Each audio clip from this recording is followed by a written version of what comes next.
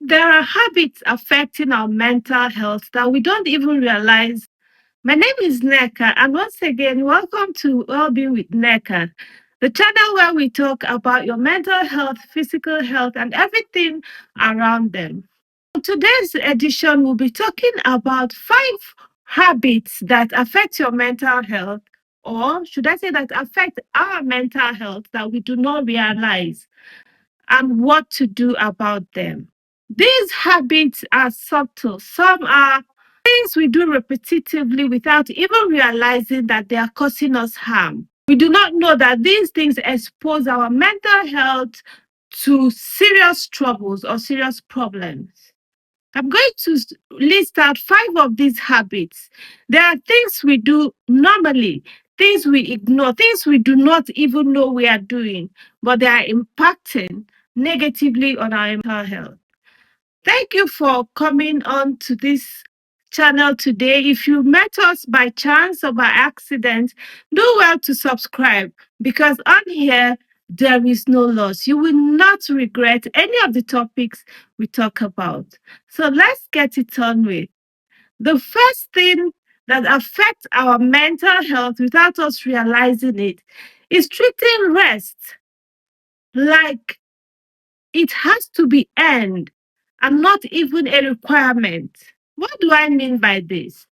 Some of us do not think we should rest until we have achieved something. That achievement could be a milestone, it could be finances, it could be anything, achievements or acquired material things. A lot of people do not think they deserve to rest until they have reached certain milestones they set for themselves. Unfortunately, your nervous system does not think that way.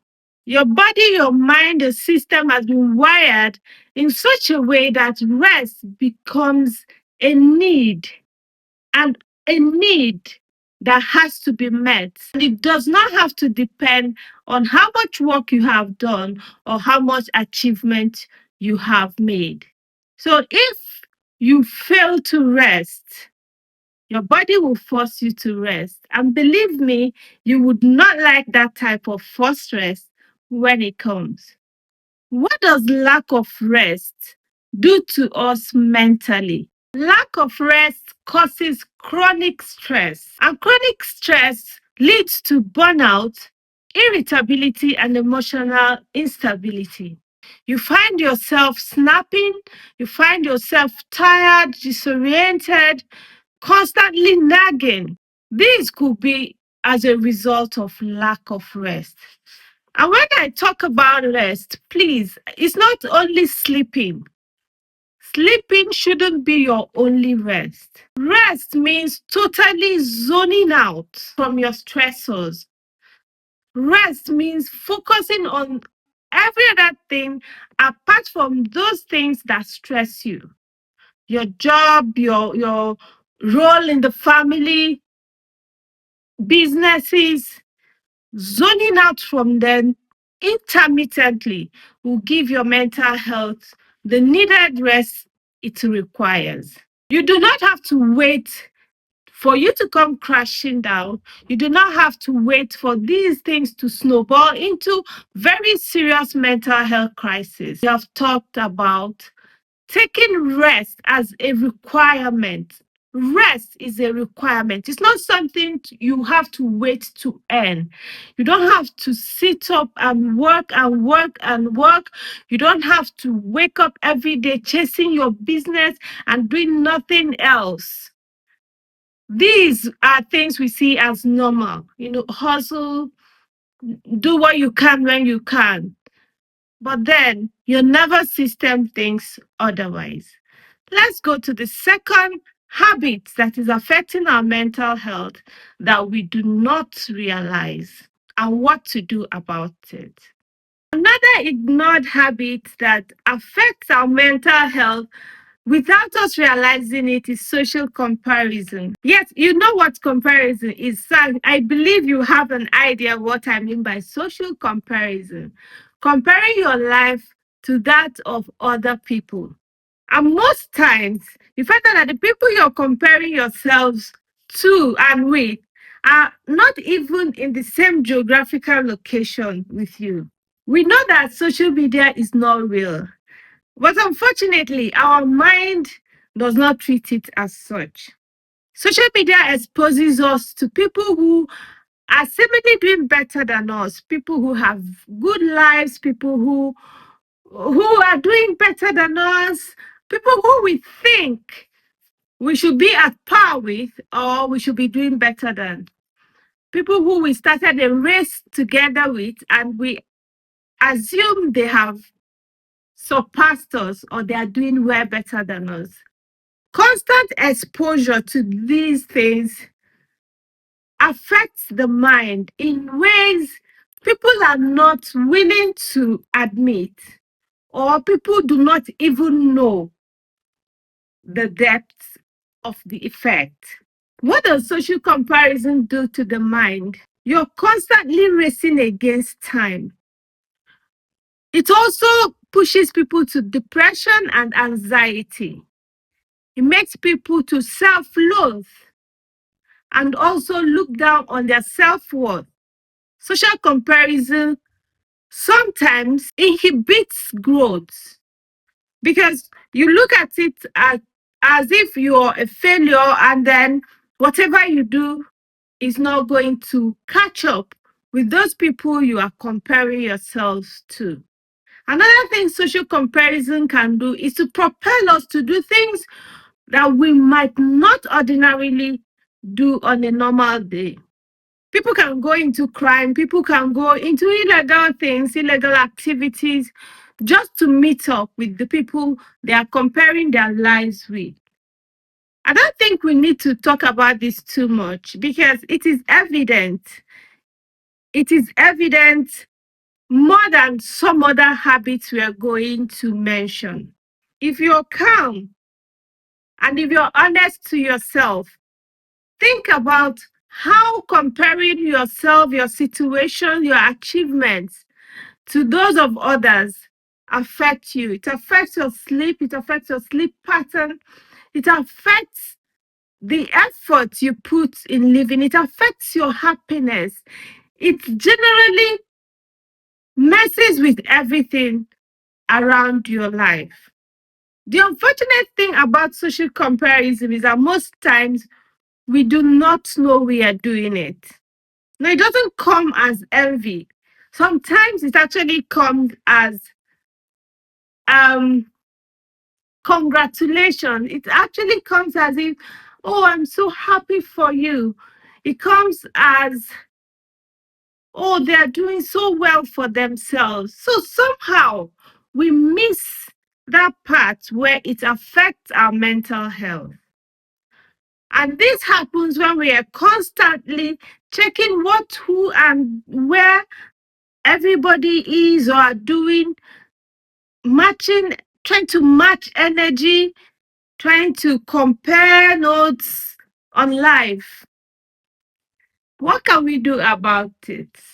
First of all, we have to work on our mentality. Life is not a race. We're not all headed to one finish line. No, we are not. We did not even start on the same start line. So how come we are expecting to head to the same finish line?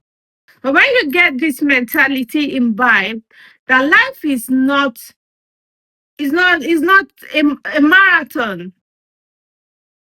We're not racing against each other. Our mental space will rewire and be better.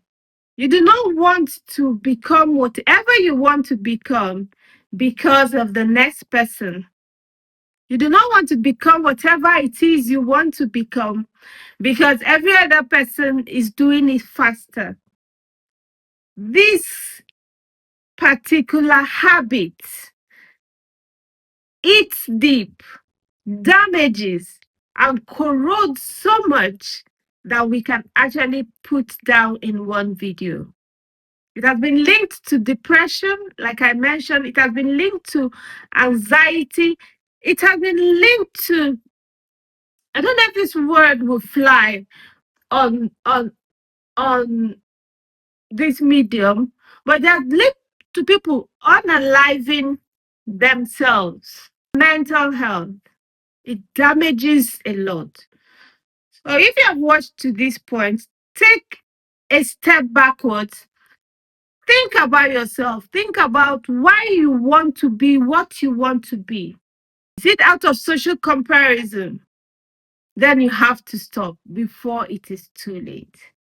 Let us go to the third habit that slowly affects our mental health without us realizing it. Negative self talk and thoughts. A lot of people who engage in this don't know they are doing it. Let me give you an instance. There is someone I know on a personal level whose first reaction to bad news or something not going her way is, why always me? Why always me? Nothing good ever comes to me. When anything good is about to happen to me, must go bad. That is an example, a typical example of what negative self-talk means. Another example of negative self-talk is, I know when it gets to my turn, these things will scatter. I know when it is my turn to do this, things will go wrong. When I am about to do this, I know this is going to happen. Projecting negativity onto oneself. It could be in speeches, it could be in thoughts. That's why I said negative self-talk and thoughts. So you don't tell yourself, I don't say that. If you think that way, then it is the same thing. What does this do to you? It causes low self-esteem. It reduces your motivation. It causes depression. It can make you unnecessarily anxious. And above all, it can stunt your progress in life. Negative self-talk is something that comes to people unknowingly. It's one of those habits that people develop without even realizing they have developed it. They exhibit without even realizing they exhibit it.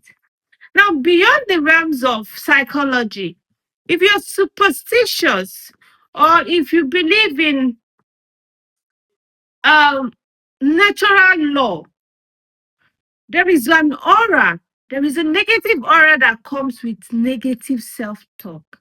Think about it.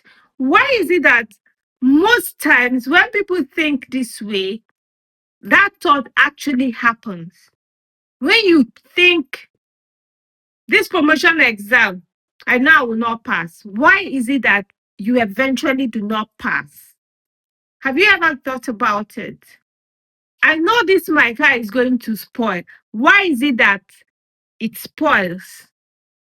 There is an aura that comes with negativity of the mind, of the speech towards oneself.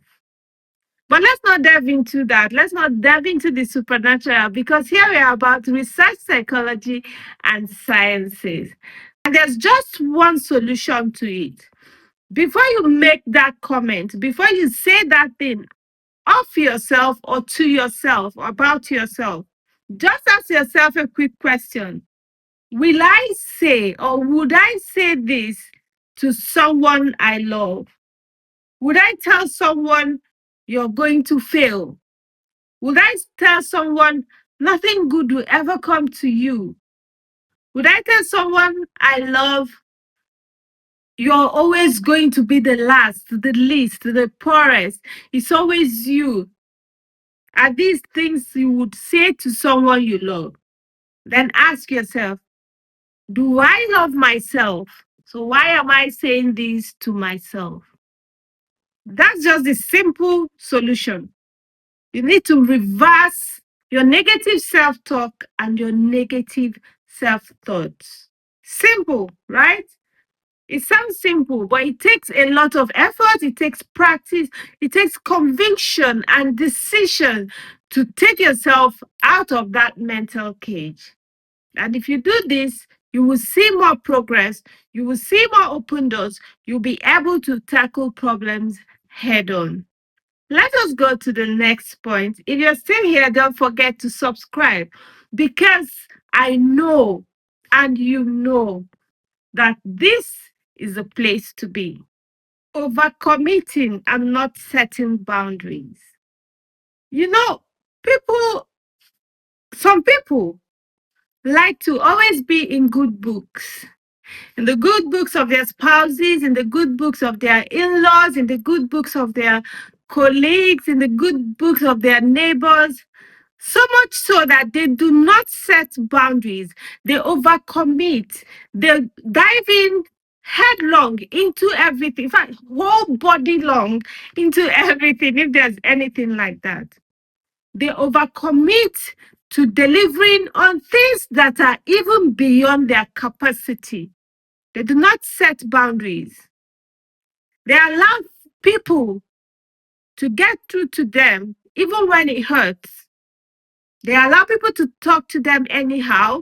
They allow people to cross boundaries in their relationships so as to maintain peace. At the end of the day, the peace in your mental health walks out the door. Overcommitting and not drawing boundaries will overstretch you physically and mentally. You find yourself mentally drained, trying to accommodate, trying to understand, trying to be the understanding party. No, you have to set boundaries. That is the simple resolution. It doesn't matter what the circumstance is, but you have to get to that point where you should be able to set boundaries. No, this is beyond me. No, this is beyond my job scope. This is beyond my job specifications. This is beyond what I should accept from you as my friend, as my partner, as my colleague. You don't have to always say it, but you have to know when to stop. You'll be constantly on dopamine mode, fight or flight mode at every point, because you do not know when to draw the line. I met this lady who works, and after her salary is paid, she sends 80% of her salary. I'm not joking. She sends 80% of her salary to her mother. Now, don't get me wrong. When she sends 80% of her salary to her mother, she has her rent to pay, she has her car bills to pay, she has a lot of other bills to pay. And when I asked, don't you think this money you're sending to your mom, and at the end of the month you're left with nothing, is too much? Her response made me to realize that she doesn't know when or how to draw the line. Now, this lady works extra, more than is necessary. She exerts her mind, she exerts her physical body, because she doesn't know how to tell her retired mother, for whom she has built a house, for whom she provides for in all its entirety, that she is driving her to the wall. So I asked, why are you so afraid to tell your mom that she's draining you? She doesn't need that much. She's alone, and you send more than you spend on yourself and your family. You don't sleep well. You're stressed. You don't meet up with a lot of your bills, making you to work extra. So this is a typical example of people overcommitting and not drawing boundaries. I'm sure this will resonate with a lot of immigrants in diaspora who allow themselves to be pushed and pushed and pushed, black tax, demands, and everything. It also affects a lot of first children or children who are the ones doing well in the family, where they keep on getting hit by demands, and they never know when to say, you are exhausting me. Beyond their physical health, their mental health is crumbling. And like I said, the only recourse, the only solution is to say, no, I can't do this. No, this is beyond what I can do at the moment. This will stress me. This will exhaust me. That's all. No long talks. Let's go to the next habit that's crippling your mental health without your realization. The last but not the least is lack of meaningful connection. You know, we are in a digital world where people don't necessarily meet face to face before they become friends, before they become acquaintances. But the truth is that most connections lack depth. Most connections are full of vibes and cues, full of noise. There is really no depth. There are people you see, their connection, and you know that these two people do not operate on the same frequency. Lack of meaningful connections creates loneliness, even in the midst of a crowd. Lack of meaningful connection can make you feel lonely, even when you're surrounded by people you think or you call friends.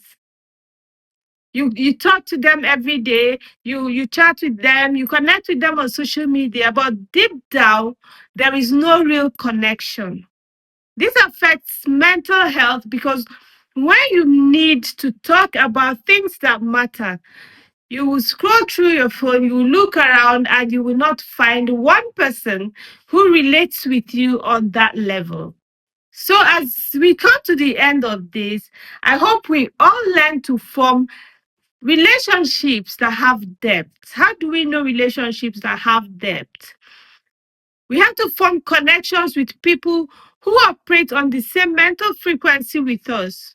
They also have to have the same values that we have. They have to have the same goals or similar goals like we do.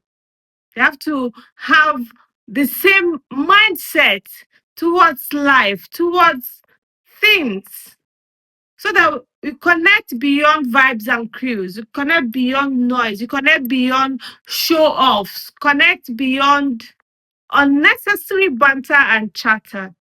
Do you have such connections? Do you have people who you can discuss real life issues with, real life problems with, and you get tangible results or ideas from? If not, you are undervaluing or underestimating the effect it's having on your mental health. So go out today, form connections, deep connections, not banter, not just, not vibes, not friendships that are bound by gossip. No. Form alliances with people who stimulate your mind, who stimulate your intelligence, and not other parts of your body. My name is Nek, and we have come to the end of today's episode, and I hope you learned something. I did. In the course of researching for this, I learned some things that I didn't know. Thank you for being here. Thank you for keeping a date with us on Wellbeing with Nek, and I hope to see you some other time. Please like, share, comment, recommend, encourage, so that we can move on. I also want to thank us for getting us to above 100 subscribers. It has been a journey, and one day we'll all reap the benefits. Bye. See you soon.